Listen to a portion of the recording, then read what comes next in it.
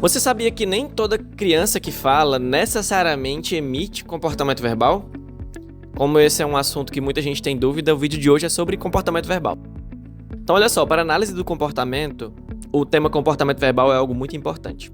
Foi a partir da definição do livro de Skinner, Verbal Behavior, que a gente conseguiu ter uma definição realmente operacional do que é a linguagem, né? A gente conseguiu, por exemplo, saber qual é o tipo de relação especial que o aluno tem quando faz um pedido ou quando está nomeando coisas. Antes desse livro, por exemplo, as únicas teorias que falavam sobre linguagem falavam a linguagem de um jeito muito mentalista, digamos, sabe? Era referida à linguagem como algo que estava no mundo das ideias, num campo mais abstrato que a gente não tinha muito controle. A partir do livro de Skinner, teve uma ruptura ali, né? E a gente conseguiu analisar a linguagem de um jeito muito mais funcional, que é justamente o que a Abas propõe, né?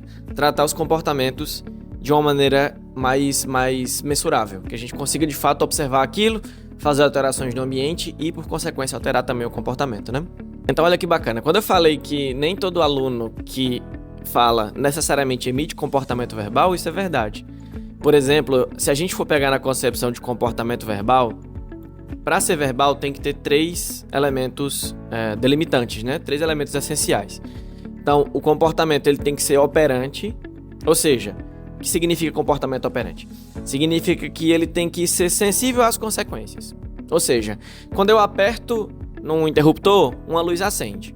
Se eu aperto no interruptor e a luz nunca acende, esse comportamento vai deixando de ocorrer depois de um tempo, né? Só vou continuar apertando aquele interruptor se eu tiver uma resposta do ambiente ali, que é a luz acesa. Caso contrário, eu paro de fazer. Isso a gente chama de comportamento operante. É aquele comportamento que é sensível às consequências que ele produz. Então eu dou bom dia, alguém me responde bom dia.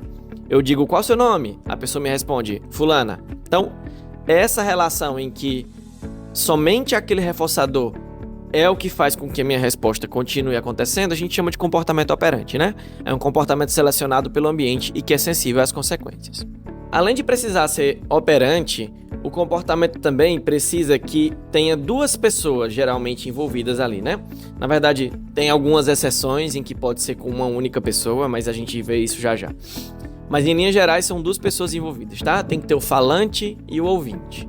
O falante é a pessoa que emite a resposta, o ouvinte é aquela pessoa que dá as consequências para a resposta que o falante emitiu. Então eu, por exemplo, digo assim, me passa o sal. Aí a pessoa vai lá e me entrega o sal. Então eu, quando disse me passa o sal, foi o falante. A pessoa que me entregou o sal foi o ouvinte.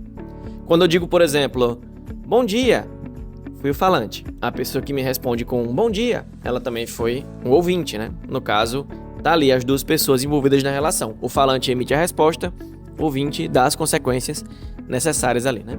Então, para esse comportamento verbal tem que ter esses dois elementos aí, né? Tem que ter um falante e um ouvinte.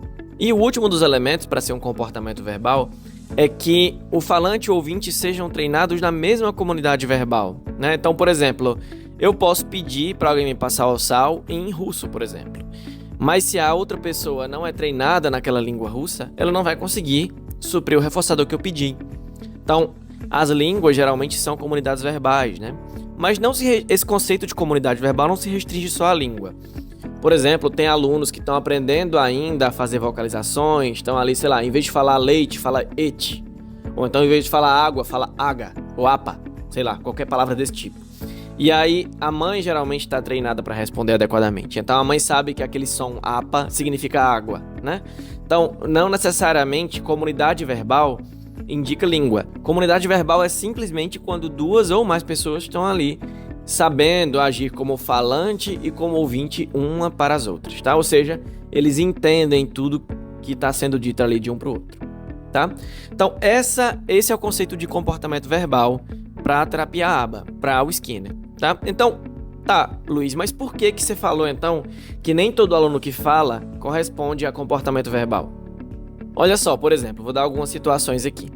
Um aluno que faz ecolalia, então ele está repetindo ali incessantemente algum estímulo que ele ouviu em um desenho. Então, sei lá, ele estava assistindo Bob Esponja e aí, logo após, saiu pela casa dizendo oi, Patrick, e saiu dizendo frases do desenho do Bob Esponja.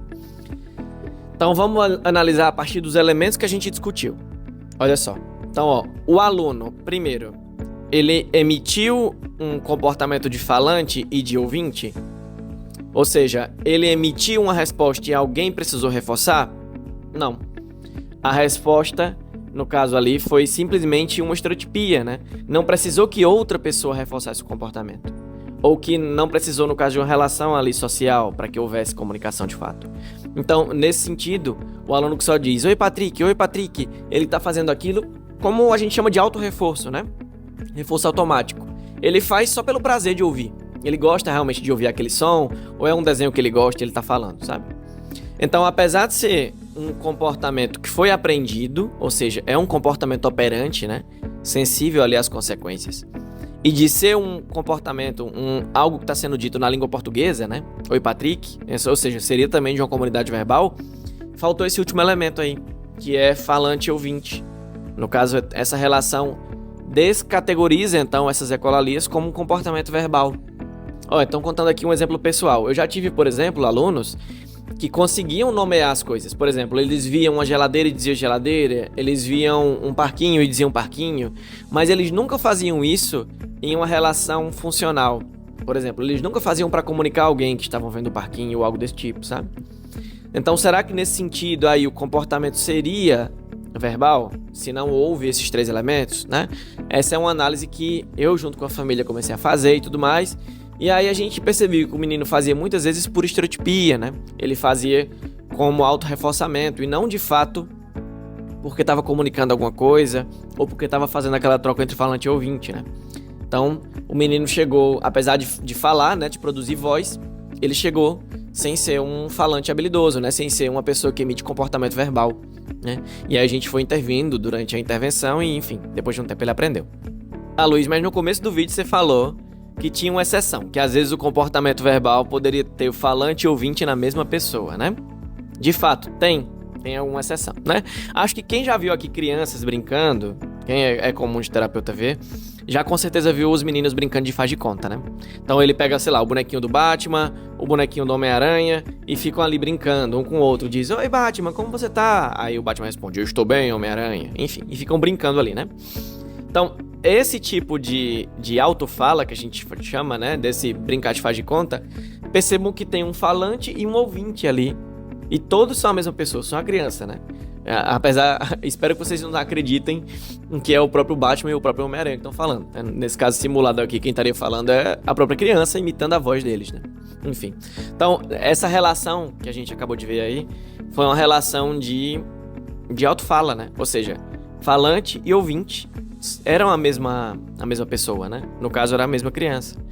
E tá, mas por que isso não é considerado uma estereotipia, então? Diferente do caso anterior.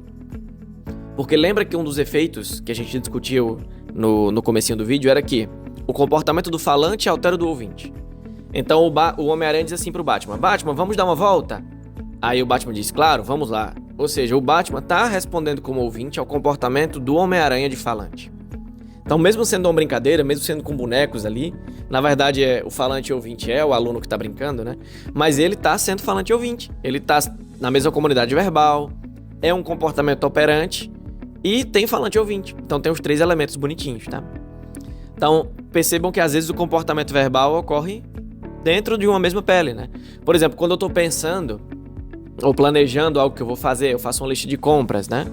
Ou eu tô planejando uma viagem, acho que eu vou ter que ir amanhã comprar leite, ou então, amanhã eu vou ter que ir pra, sei lá, vou ter que viajar ou algo assim. Eu vou fazendo esse planejamento e depois eu cumpro esse planejamento, é como se eu fosse falante e ouvinte de mim mesmo, né?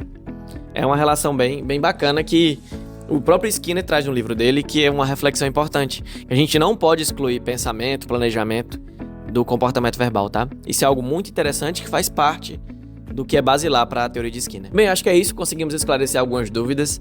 Caso algo nesse vídeo não tenha ficado claro, vocês deixam aqui no comentário do YouTube, ou então vocês vão lá no Instagram, mandar no nosso direct que a gente tá respondendo, tá? A interação de vocês é super importante e indica que a gente tá fazendo um conteúdo de qualidade, tá bom? Um abraço e até a próxima!